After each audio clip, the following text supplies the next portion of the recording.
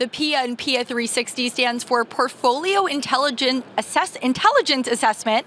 It's a tool for assessing leadership qualities and shaping organizational culture. Its creators say it is so much more than a survey. Joining me now to share more is Felicia Shakiba, CEO and podcast host of CPO Playbook, the company that created Pia360, and Pia360 user Bobby Kingsbury from MCM Capital. Welcome to the New York Stock Exchange.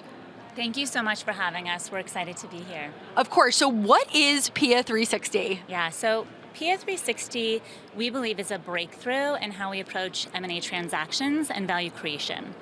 So like you said, it stands for Portfolio Intelligence Assessment, and it allows us to use predictive analytics to measure how leadership behaviors and culture impact business results. So that means sales growth, retention, execution, speed, and across multiple portfolio companies, we're able to leverage that data to make smart signaling predictions of how we think that company will perform.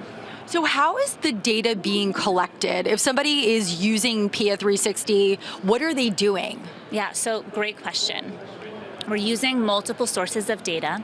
So that's quantitative data through a survey, qualitative data through interviews with employees and leaders.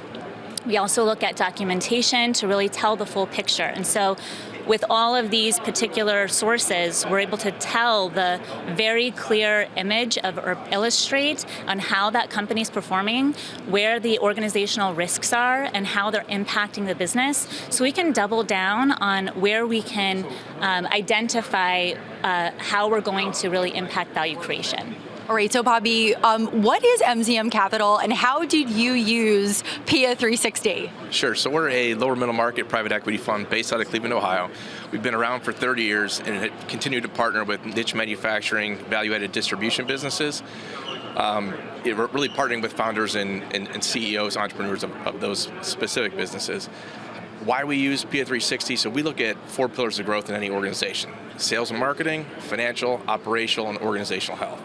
We found that within the first 3, it's more objective. We can look at those numbers, we can look at the data and be able to assess that in our diligence. But organizational health is a little bit more of the softer side, it's more subjective.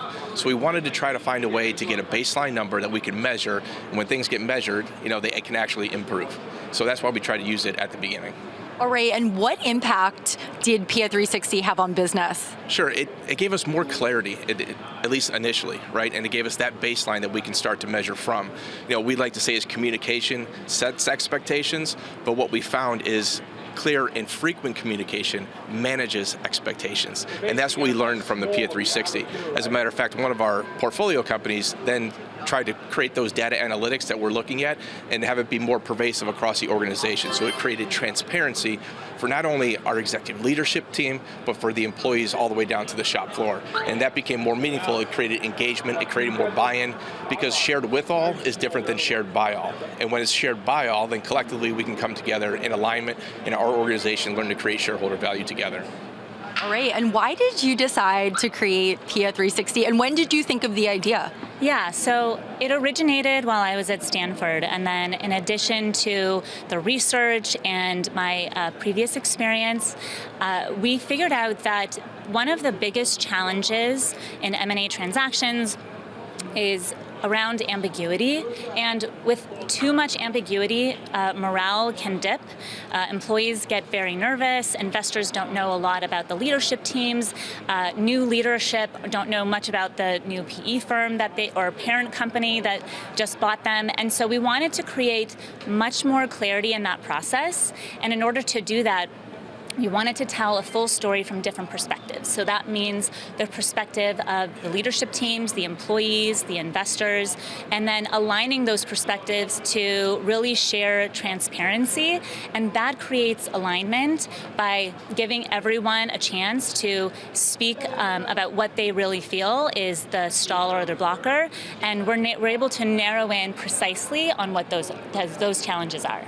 And when we spoke yesterday, you were clear. You're like, this is not a survey. This is so much more than a survey. So how does it differ from a traditional engagement survey? Yeah, that's a great question. So an engagement survey is really a snapshot of how people are feeling, which is very important.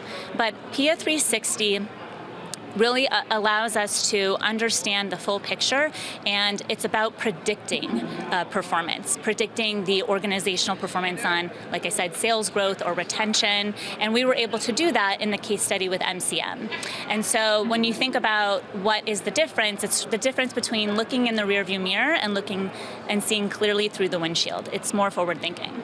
What's next for you and for Pia360? Yeah, so I think Pia360 has a lot of potential to not just be a clear idea of what we do with our current portfolio, but also really important for companies who are looking to exit or looking to go public. We want to work with them a year in advance at least to really show them what we're going to do next. Thank you so much, Felicia and Bobby. Join us tomorrow. We will be back, and I will be in the anchor chair, and we'll see you tomorrow.